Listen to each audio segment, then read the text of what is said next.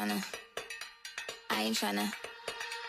Yeah, ain't tryna be cool like you. Wobbling around in your high heel shoes, I'm clumsy. Made friends with the floor. 2 for 1, you know a bitch by 4. And 2 left feet, you know I always drop. First thing a girl did was a bop. And the whole damn cake and the cherry on top. Shook up the bottom, made a good girl pop. You ain't even here to party. Ken in the club tryna pipe a Barbie. I don't wanna go with the flow back then until I touch my toes.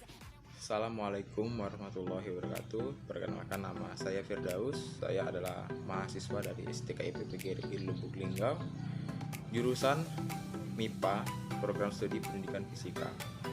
Baiklah, saya di sini akan membawakan materi tentang peluruan alfa yang mana berada pada mata kuliah fisika ini. Yang pertama yaitu pengertian peluruan alfa. Peluruan alfa adalah salah satu bentuk dari peluruan radioaktif. Peluruan radioaktif itu terdapat 3 peluruhan, yaitu peluruan alfa, beta, dan gamma. Di mana sebuah inti atom berat tidak stabil merupakan sebuah partikel alfa dengan meluruh menjadi inti yang lebih ringan dengan nomor massa atau Z yaitu 4 dan nomor atom yaitu A2. Jika inti memancarkan sinar alfa itu inti helium, maka inti tersebut kehilangan 2 proton dan 2 neutron, sehingga Z berkurang 2, N berkurang 2, dan A berkurang 4 persamaan peluruhannya. Ciri-ciri sinar alfa. Yang pertama, terdiri atas inti helium, 2 proton, 2 neutron, dan massanya 4. Yang kedua, bermuatan listrik positif. Yang ketiga, dibelokkan oleh medan magnet maupun medan listrik. Yang keempat, daya tembus relatif kecil tetapi daya ionisasi sangat besar. Yang kelima, bila suatu atom memancarkan sinar alfa, maka nomor atom atau A berkurang 2 dan nomor massa atau Z berkurang 4.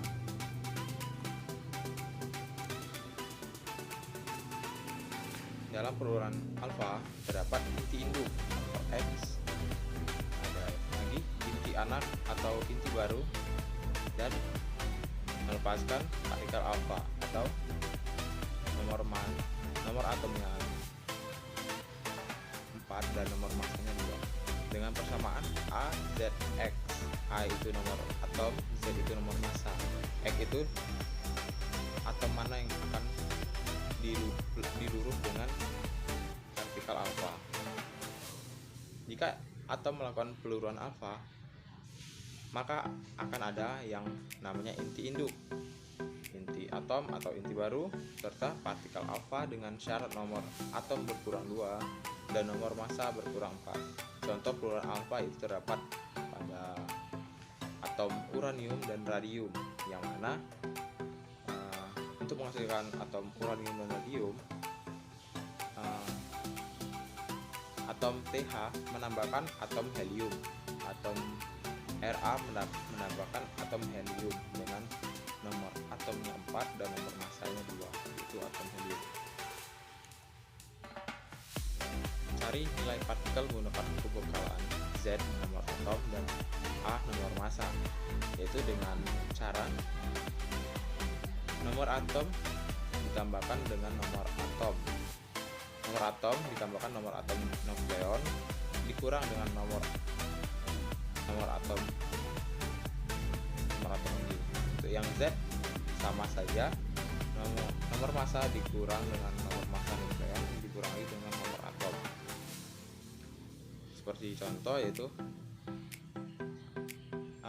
A nomor atom itu ada 68 ditambah 1 pada nukleon dikurang 65 sama dengan 4 menunjukkan helium.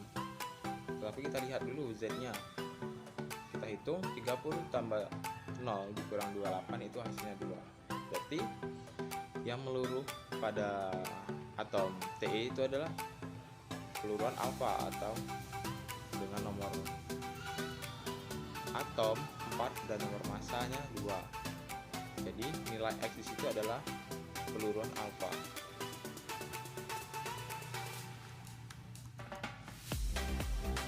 Santa fluoran alfa oleh Wenger dan Nuttall tahun 1991 menyatakan bahwa persamaannya itu log T setengah sama dengan A plus B per akar Q, dengan A dan B adalah fungsi nomor atom Z.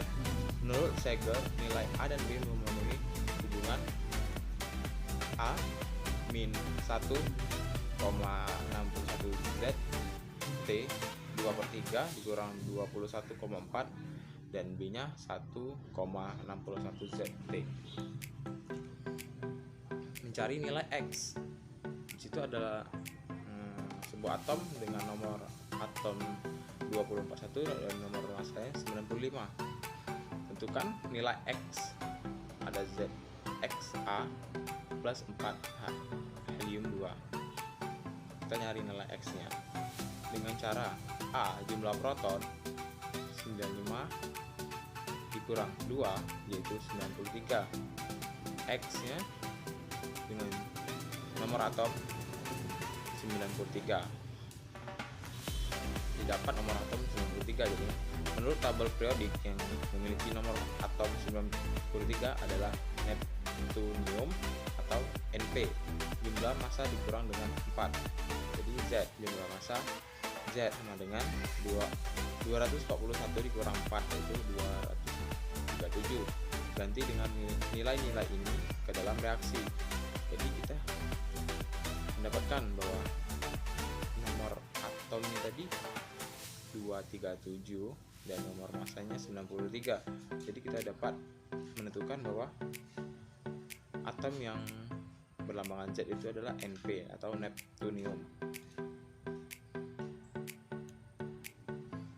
Peluruhan alfa termasuk ke dalam jenis penggolongan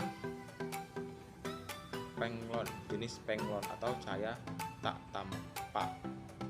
Manfaat radiasi penglon adalah untuk membantu alat kedokteran dunia, pertambangan, makanan dan sebagainya.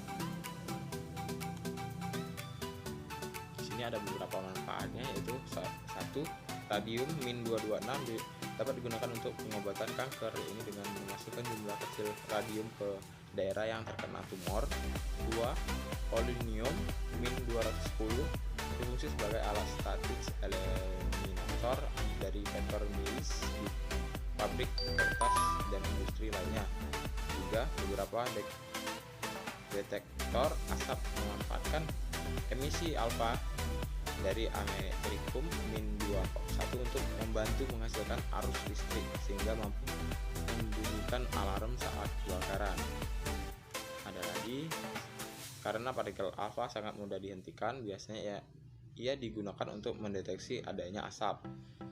Yang terakhir, partikel alfa sangat mudah dihentikan oleh berbagai detektor sehingga kurang baik jika digunakan untuk alat deteksi.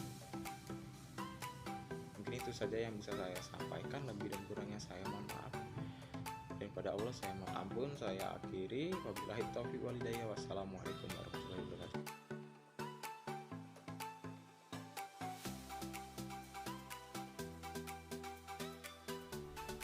Assalamualaikum warahmatullahi wabarakatuh. Perkenalkan, nama saya Siti Komariah.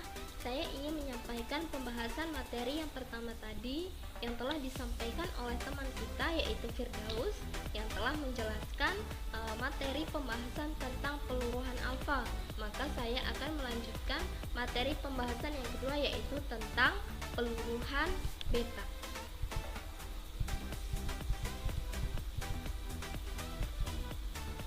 Apakah peluruhan beta itu? Peluruhan beta adalah peluruhan radioaktif yang memancarkan partikel beta, yaitu elektron dan positron. Partikel beta dapat berupa elektron bebas atau positron dengan energi tinggi dan kecepatan yang tinggi. Diemisikan melalui proses yang disebut peluruhan beta. Positron memiliki massa yang sama dengan elektron, namun bermuatan positif. Partikel beta ini 100 kali lebih kuat menembus benda-benda daripada partikel alfa, tapi juga bisa dapat dihentikan dengan objek-objek peralatan rumah tangga seperti kayu ataupun lepeng aluminium. dapat menembus zat hidup dan mengubah struktur molekul yang dihantam. Peluruhan beta terbagi menjadi dua, yaitu peluruhan partikel betamin atau emisi elektron. Peluruhan ini terjadi pada inti yang kelebihan neutron. Emisi elektron berasal dari neutron yang membuat nukleus atom tidak stabil, sehingga salah satu neutron meluruh menjadi proton, neutron, dan antineutrino. Proton tetap berada di dalam nukleus, sedangkan elektron dan antineutrino diemisikan. Elektron disebut dengan partikel betamin.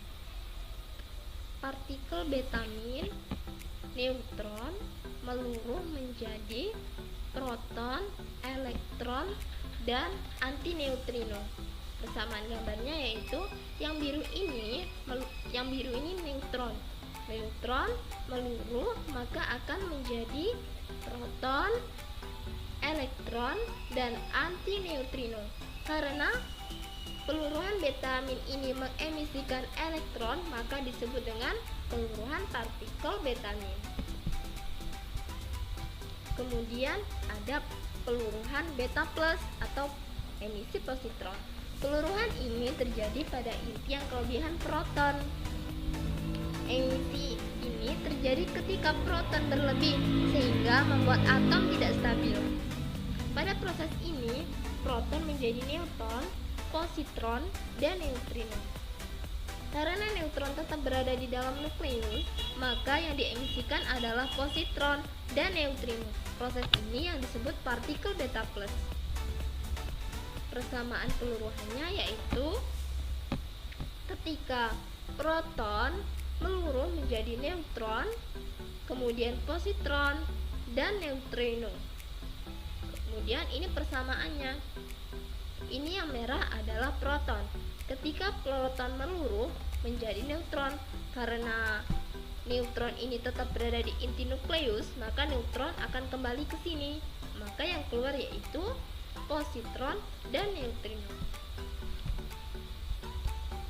Nah, ini ada sedikit video agar supaya lebih paham ya tentang proses peluruhan partikel beta. Mari kita lihat bersama-sama.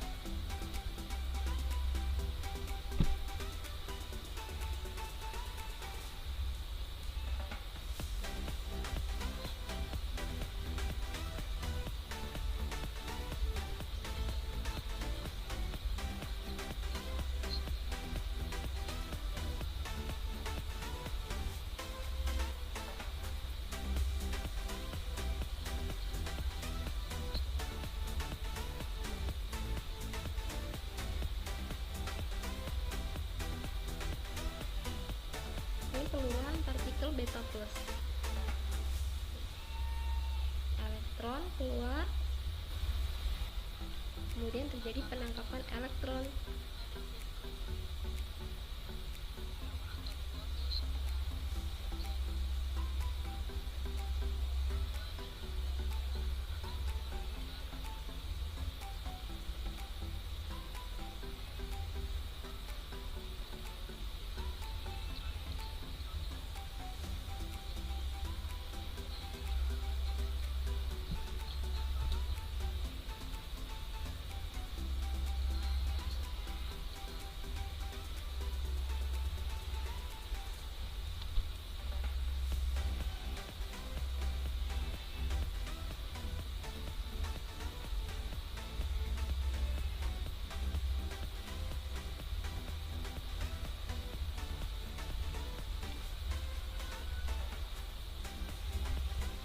Nah, demikianlah tadi tentang ringkasan materi peluruhan beta.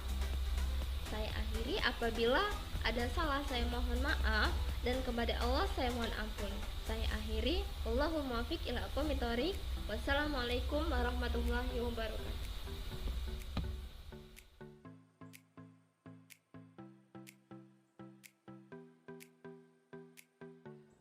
Assalamualaikum warahmatullahi wabarakatuh. Saya Rian Jelina dari Prodi Pendidikan Fisika semester 4 dari STKPPGRI Lubuk Linggau. Baiklah, hari ini saya akan menjelaskan mengenai peluruhan gamma.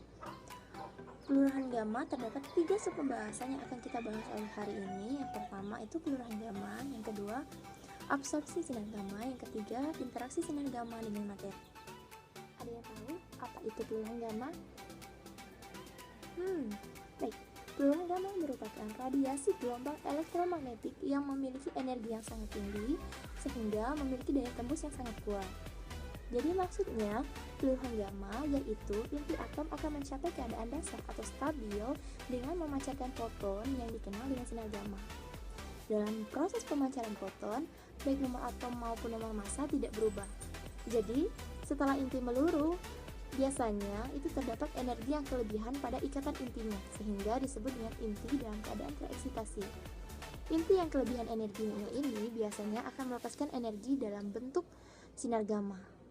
Itulah yang dinamakan kelurahan gamma. Sudah mengerti kan sampai sini? Baiklah, kita lanjut yang kedua. Baiklah, lanjut ke materi yang kedua, absorpsi sinar gamma. Sinar gamma merupakan gelombang elektromagnetik yang membawa energi dalam bentuk paket-paket yang disebut dengan foton. Apabila sinar gamma atau gelombang elektromagnetik memasuki perisai, maka intensitas radiasi saja yang akan berkurang, sedangkan energi tetap tidak berubah. Dengan persamaan, I sama dengan I0 E pangkat minus mu D. Untuk beberapa tujuan tertentu, seringkali tabel bahan perisai tidak dinyatakan dalam tabel linier dengan satuan panjang, tetapi dinyatakan dalam tebal kerapatan atau gram per sentimeter kuadrat. Jika besaran itu dicapai, maka koefisien serapan bahan dinyatakan dalam koefisien serapan massa atau mu pangkat M dengan satuan cm kuadrat per gram.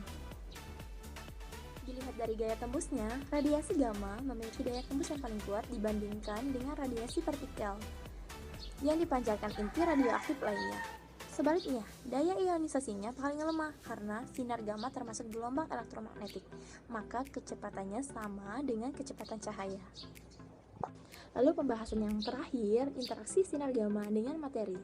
Terdapat 3 proses utama yang dapat terjadi apabila radiasi gamma melewati bahan. Yang pertama, efek fotolistrik, yang kedua, hamburan Compton, yang ketiga, produksi pangan.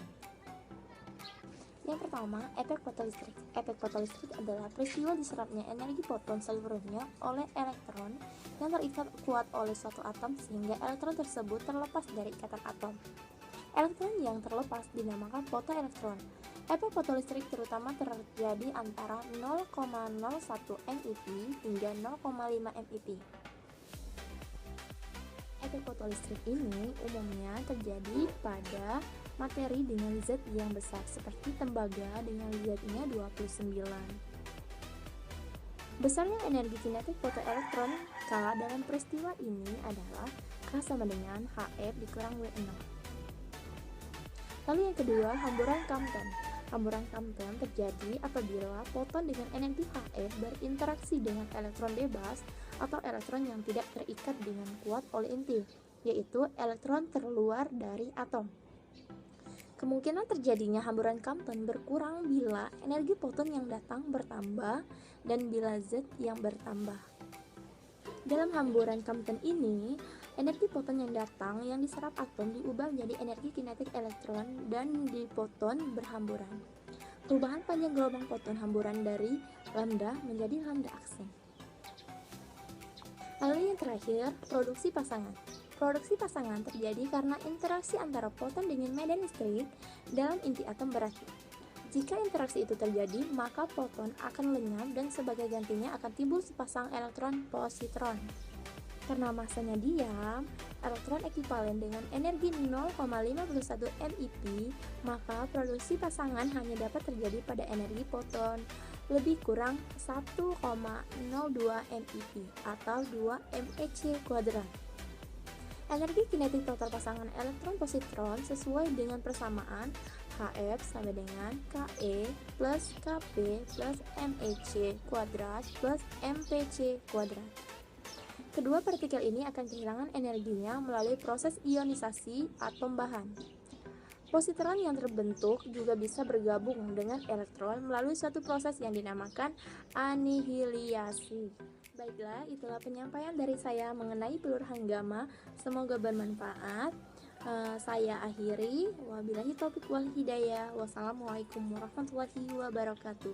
Salam cemerlang, cerdas, melangkarai masa depan gemilang.